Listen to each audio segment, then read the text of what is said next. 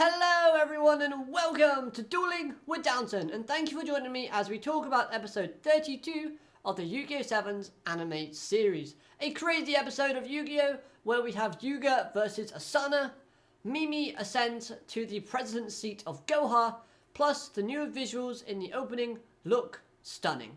Let's talk about all of this in detail right now. Starting off with Asana's character. This character was really entertaining to watch throughout the episode, showcasing a mixture of emotions including that of pride, enjoyment, sternness, seriousness, and all-round cuteness. Yes, young Asana is adorable. I love seeing that flashback and learning about her sort of relationship with her grandpa, which I think can come into play a little bit later down the road as we head towards the climactic finale of this arc overall. But let's talk about that a bit later.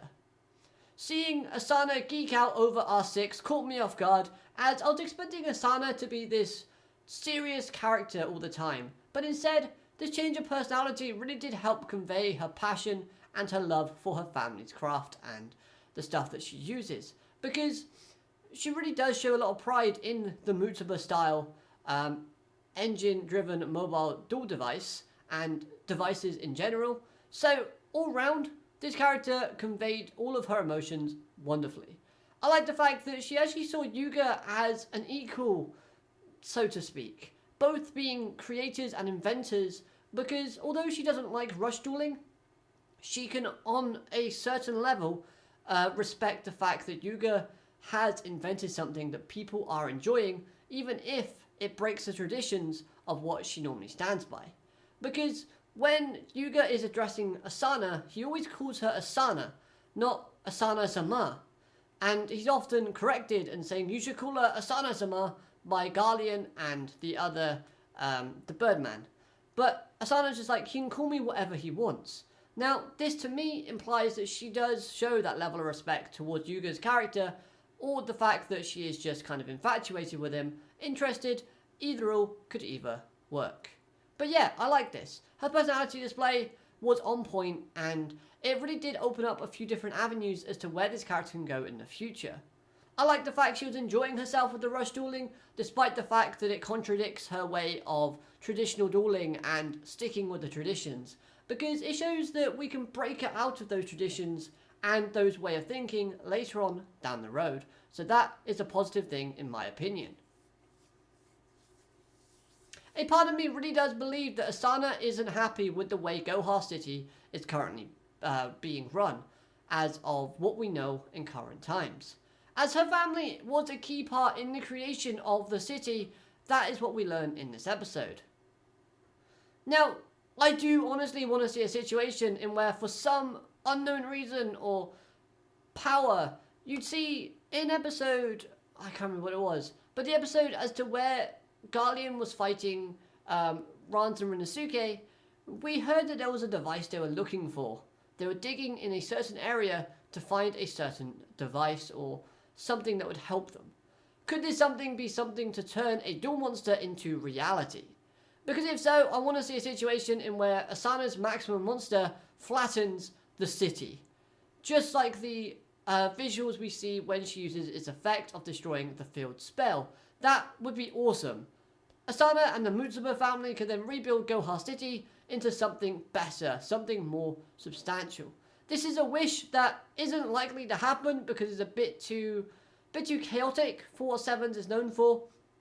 Nevertheless, it's something that I want to see.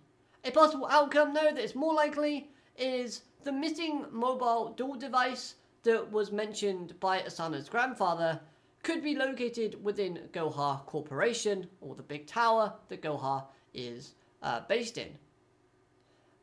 As again, there was a line that was mentioned in the flashback with Asana's grandfather that the president of Goha at the time and the head of the Mutaba family were very close and often dueled a lot. So it maybe they had the stakes on where the winner gets to keep that Mutaba family style dueling device or mobile dueling device, then that would be a condition that would have had to be upheld if Goha, president at the time, actually won that duel. So Asana could be trying to get that back from Goha, but it does look like they're working together. More on that in just a sec though. First, let's talk about the maximum monster. Now then, that massive maximum monster known as, now apologies for getting this wrong, but you'll see it written on screen, so it's known as Excavator the Heavy Masculine Wyvern. This was super unexpected, but fantastically executed, and honestly it did surprise me a lot, so it was great seeing that nevertheless. We learned its effects are rather unusual, which gives this monster a feeling of freshness and uniqueness that makes it different from the other two maximum monsters that we know so far. Apart from its first effect, which is a continuous effect, where it can't be destroyed by trap cards, but I think that's probably a condition that all maximum monsters have, so not too surprising there. But the other effects that it comes with is you can place one card from your graveyard on the bottom of your deck. Another effect would be choose one spell/trap card on the field and destroy it, and draw one card. Then, if you destroyed a field spell, this effect, you can draw an additional one card. So of course in this episode we see this come off, where Asana destroys her own field effect to draw two cards essentially, then triggering the continuous effect that is the last effect this card has, which it gains 300 attack points for each card in your hand. Now honestly I think that's pretty cool, and is similar to another card that we know, except it's just a little bit of a weaker skill, adds less attack points, Slifer the Sky Dragon. Design wise this card looks awesome, not quite as good as Neil's maximum monster, but I really do find this monster to look intimidating, and in general I like the colour schemes, so all round thumbs up on a design standpoint. And when you link the cards together it does actually mesh together well and looks like a continuation that forms into one full card, which is something I really do like, because again it just looks like it deserves and should be one monster, making it a lot more impactful in my personal opinion. Speaking of colours, did you notice that the three main members of the 6th Elementary Cavalry Club, each of those members have a colour similar to an Egyptian god card? Slifer the Sky Dragon is red, Asana. Obelisk the Tormentor being blue, which is Garlean. Ra, which is yellow, being the bird dude.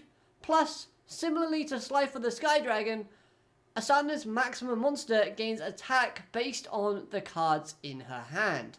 So, I just like the similarities between there and might be clutching at straws with that, but nevertheless, there is a small kind of connection between those characters and the Egyptian gods, and of course, they like digging up old things, and Egyptian god cards were meant to be ancient in ancient Egypt, so hey, nice little Easter egg there I suppose. Maybe, maybe not. Let's move on. So with Asana now being one of the few, our only characters to beat a main protagonist in Yu-Gi-Oh!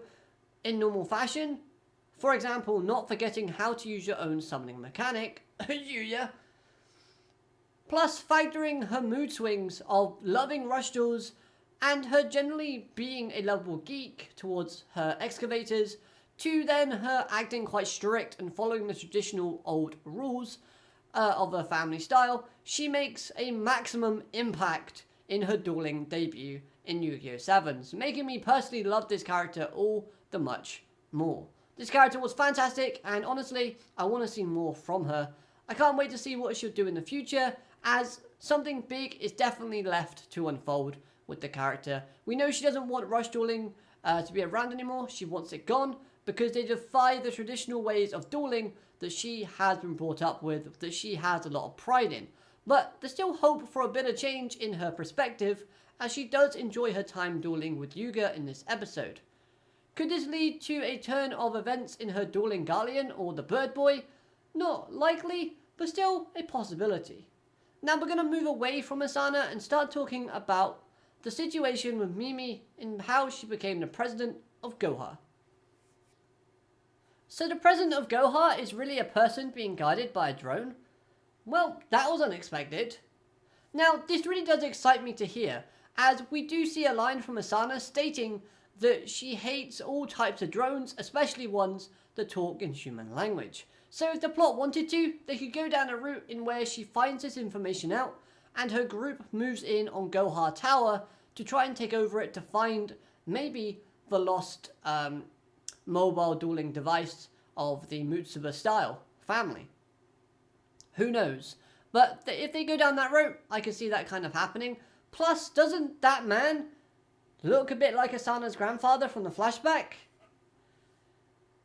You could also angle this so that the team of Yugioh and friends are visiting Neil or trying to save Mimi, because I'm starting to think that this helmet that is controlling the actions of whoever's wearing it and calling themselves the president of Gohar is in fact controlling those said people, allowing them to only laugh in certain situations instead of actually speaking what they really want to say.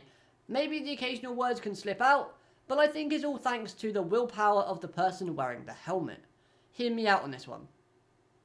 So what makes a person worthy of wearing this helmet? Because we see the helmet or the drone state that Mimi is worthy to become the president. Does being simple-minded? Sorry Mimi, I don't mean to offend you, but I do need to say, do you have to be simple-minded and easily controlled or manipulated to be qualified to become the president of Gohar? As we saw, the man lying on the floor looked quite old, looked quite fragile, so maybe mentally his mind wasn't able to resist any sort of mind control.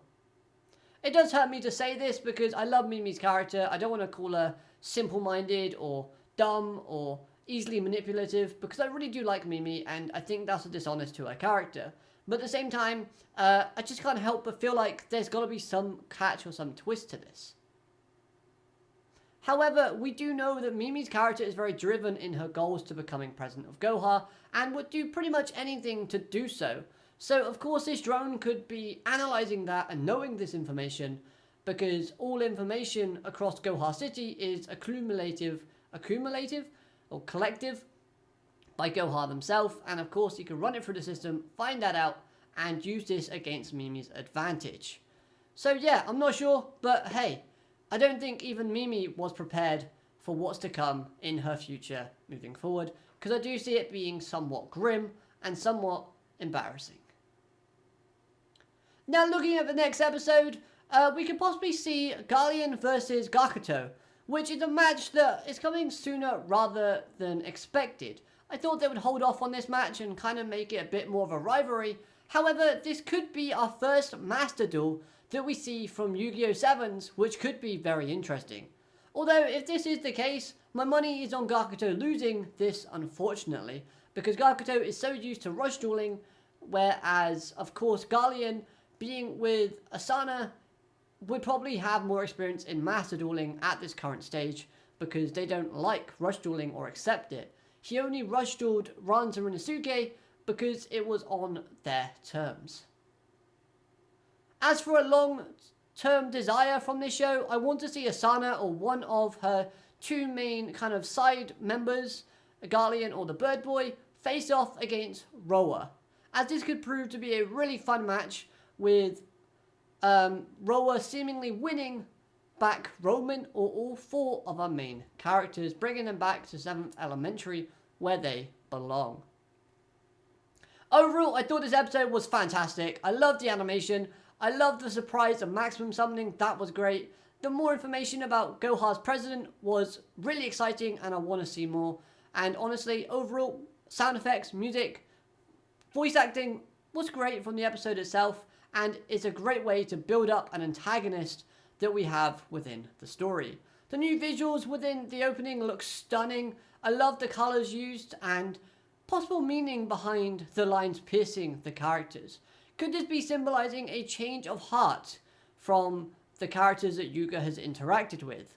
Could he sway them into changing their views about rush dueling and about having fun while dueling itself? Because we've already seen slight changes in Roa, who appears there. We've already seen slight changes in Neil. So all we have to do is see the change happening in Mutsuba Asana, because we've already seen her enjoy herself. She's just got to break out of her old shell of traditions. Let me know your thoughts on this episode down in the comment section below, and any of the points that I've mentioned. Be sure to subscribe to the channel for more Yu-Gi-Oh content, and like, share, all of that good stuff, please. I would greatly appreciate it if you wouldn't mind doing so. Thank you so much for watching. I hope you've enjoyed, and I'll see you next time. Arigato, matane, goodbye.